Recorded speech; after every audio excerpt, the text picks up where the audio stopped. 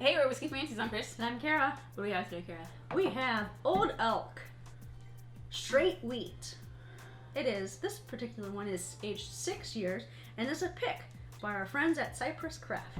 Well, minimum of 6. We don't know. Because, like, sometimes when you get picks, it'll already have the label of years. Oh. And then sometimes it'll be like 8 years. You never know. So, minimum 6. Fantastic. Absolutely. And, what's the mash bill? This is 95% wheat, winter wheat and 5% malted barley. Nice. It smells like cherries. It smells like candy to me. Candy cherry? Right? It smells like cherry candy. Candy cherries. Mm-hmm. But the best kind. Candied. Yeah, like hard candy. Dipped in alcohol. And that's funny. I'm like thinking I'm there for that.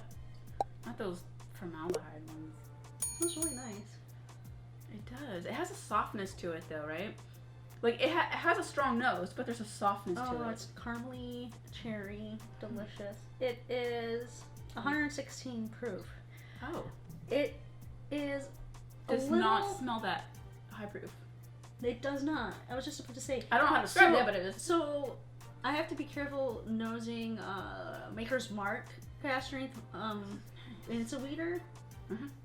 And that kind of is a little more harsh on the nose, a little more alcohol forward on the nose. Mm. And that's only like 109 or maybe 110. And this one's 116, and I can That's nice. stick my nose in there, and I'm It's okay. not burning my nose hairs. It's good. It's good. It smells really. It smells delicious. Okay.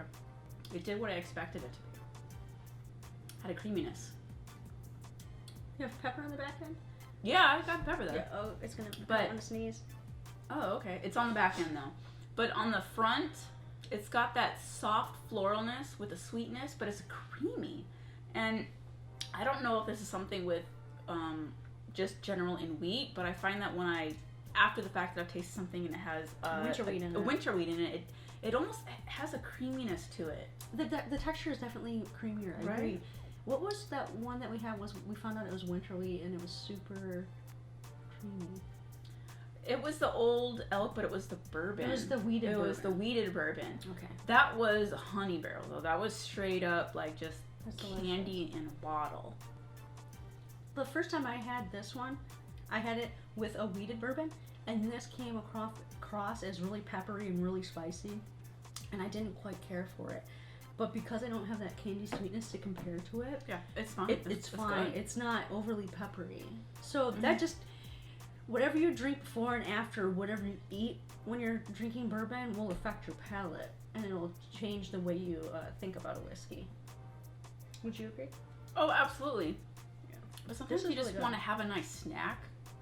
I like to snack, but The two things that I find that go easy with bourbon that don't affect the way that bourbon tastes very much are pretzels and plain tortilla chips. there's something on the palate Mm-hmm. that I can't pick out what it is. Where is it? It's on the mid palate. It's got like a sharpness to it, but not like a sharpness that's bitter. Like quite the opposite, actually. Is it like, I don't know if it's citrus, Right. like something zesty. Mm-hmm. I can't pick it out what it is. You get that? Yeah. Because on the front, you get the sweetness on the front with the creaminess, but it's not really sweet. It's just a right amount of sweet, and then that mid palate, there's like a zest to it, and then it goes into the peppery at the end. I recently heard somebody reference the candy whorehound, and it makes me have to. What is that? I'm gonna have to go back to it. It's a herb. A candied herb?